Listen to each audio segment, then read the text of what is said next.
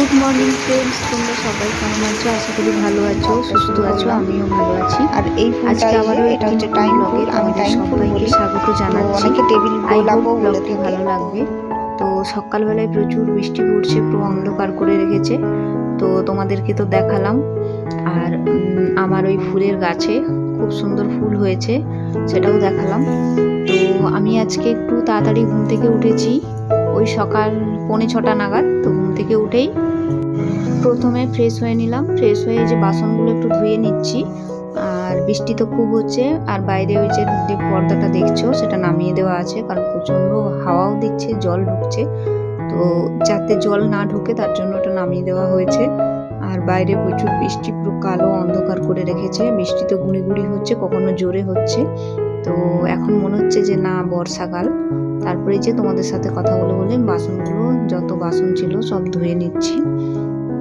আর যারা ভিডিওটি দেখছো প্লিজ একটা লাইক করে দিও, যাতে আমি প্রত্যেক দিন ভিডিও করার একটা উৎসাহ পেয়ে থাকি। তোমাদের কমেন্ট আর লাইক পেলে খুবই ভালো লাগে।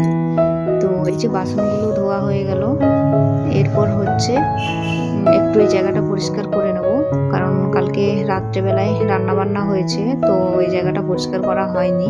সবজি খোসা টোসা সব পড়ে রয়েছে, তো এগুলো একটু পরিষ্কার করে তারপরে রান্নার কাজে আসব। আর আজকে রান্নায় কি থাকবে পুরোটাই তোমাদের সাথে শেয়ার করব, প্লাস হচ্ছে কি কি কাজ করছি সেগুলো তোমরা দেখবে। তো এই যে সব নোংরা পত্র সব তুলে ফেলে দিলাম, জায়গাটা একটু ক্লিন করে নিচ্ছি। আর এরপর তো আমাকে কাজ করতে হবে, আর আমার হাজব্যান্ড উঠেনি, তাই কাজগুলো করছে। উঠলেই আবার চা বিস্কিট করতে হবে। এই তো চা করে নিয়েছি, চা আর বিস্কিট দিয়ে দুজন মিলে যে এখন একটু খেয়ে নেব। আর তারপরে চলে এলাম, গ্যাসটা একটু ভালো করে পরিষ্কার করে নেব। অনেক দিন হয়ে গেছে, ওভেনটা খুব ভালো করে মোছা হয়নি। মোছা হয়, সেটা হচ্ছে কি বলতো, ওপর এমনি ভেজা নেকড়া দিয়ে অল্প একটু মুছে নেওয়া হয়, কিন্তু খুব সুন্দর করে তেল চিটচিটে ভাব অনেকটা রয়েছে। তো ভাবলাম যে একটু বেশিক্ষণ তেল চিটচিটে হয়ে গেলে জিনিসটা নষ্ট হয়ে যাবে, তার জন্য একটু স্কচ ব্রাইট আর ভিমবার দিয়ে খুব সুন্দর করে পরিষ্কার করে নিচ্ছি। অনেকে এরকমভাবে পরিষ্কার করে, দেখবে এটা একটা স্যাটিসফ্যাকশনও থাকে যে জিনিসটা খুব সুন্দর ক্লিন হয়ে যায়। আর খুব সুন্দর করে পরিষ্কার করে তারপরে রান্নাবান্নার কাজে আসবো। তো রান্নাটা একটু দেরি করেই করব, যেহেতু অনেক তাড়াতাড়ি উঠেছি। কাজ বাজ কিন্তু অনেক তাড়াতাড়ি কমপ্লিট হয়ে গেছে, তার জন্য ভাবলাম আজকে একটু রান্নাটা দেরি করে করব। তার আগে যা কাজ টুকিটাকি আছে সেগুলো করে নিই, নয়তো কিন্তু আমার সকালবেলাটা একটু খুব তাড়াই থাকে, যেহেতু আমার হাজব্যান্ডের স্কুল থাকে, রান্নাটা খুব তাড়াতাড়ি করতে হবে, এরকম একটা ভাব থাকে। তো যাই হোক, আজকে যেহেতু একটু তাড়াতাড়ি ঘুম থেকে উঠতে পেরেছি, ভালোই লাগছে। আর একবার ঘুম ভেঙে গেলে আমার আর দ্বিতীয়বার ঘুম আসতে চায় না, আর কোনোরকম ঘুমিয়ে গেলে একদম 7:30 8টা বেজে যাবে, তো তার জন্য আর ঘুমাই না।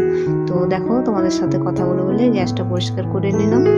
এরপর এই যে ড্রেসটা একটু চেঞ্জ করে নিলাম, চেঞ্জ করে চলে এলাম। এই কাপড় জামাগুলোকে একটু গুছিয়ে নিচ্ছি, কয়েকটা কাঁচারা রাখা ছিল, একটা পাতনি ছিল, আমার জামা কাপড় 2-4টা ছিল, সেগুলোকে বাইরে ছিল, ওগুলো নোংরা হয়ে যাবে, তাই ভাঁজ করে রাখা ছিল, কিন্তু শোকেসের মধ্যে তুলে রাখিনি। তার জন্য হচ্ছে যে ওগুলোকে গুছিয়ে রেখে দিচ্ছি। আর তারপরে আসবো রান্নার কাজে। তো রান্নায় কি কি থাকবে পুরোটাই তোমাদের সাথে শেয়ার করব। তো খাওয়া দাওয়া তো সব কমপ্লিট, সব কিছু হয়ে গেল। এরপর ভাবছি এটা একটু মুছেও নিই, কারণ একটু দেখলাম ধুলো ধুলো পড়েছে।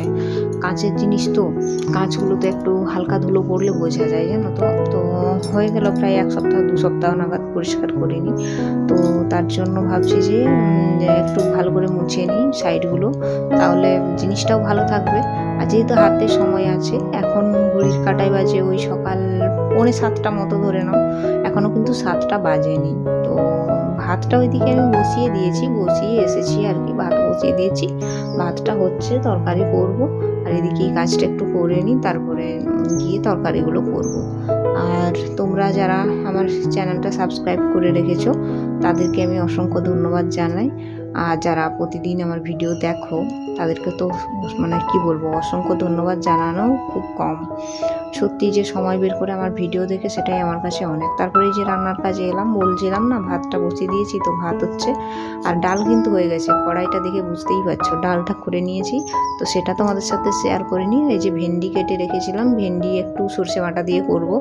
তো দেখবে ভেন্ডিটা সর্ষে বাটা আর পোস্ত দিয়ে করলে কিন্তু মানে খুবই ভালো লাগে, টেস্ট লাগে। আমার এরকম একটু মানে ঝাল ঝাল করে করব আর কি। আর লঙ্কাটা বাটা আছে, কাঁচা লঙ্কা পুরো বেটে দিয়েছি, আর একটু সর্ষে বাটা লঙ্কা বাটা রেখে দিলাম।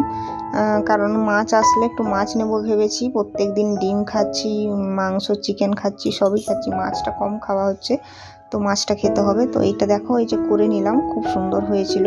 আর তারপরে যে মাছ এসেছিলো সেগুলো পরিষ্কার করে ভেজে নিয়েছিলাম, সেগুলো দেখাইনি। তারপরে যে মশলাটা করলাম, মশলাটা কষিয়ে মাছটা দিয়ে দিলাম, এটা মাখা মাখা হলে নামিয়ে নেব।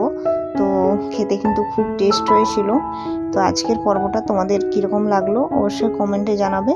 আর একটু ঝাল তো বললাম না দেওয়াই আছে, আর একটু লঙ্কা, কাঁচা লঙ্কা চিড়ে দিয়ে দেবো, তাহলে ঝালটা একটু সুন্দর হবে। আর এটা মাখা মাখা করবো যেহেতু ডাল হয়েছে।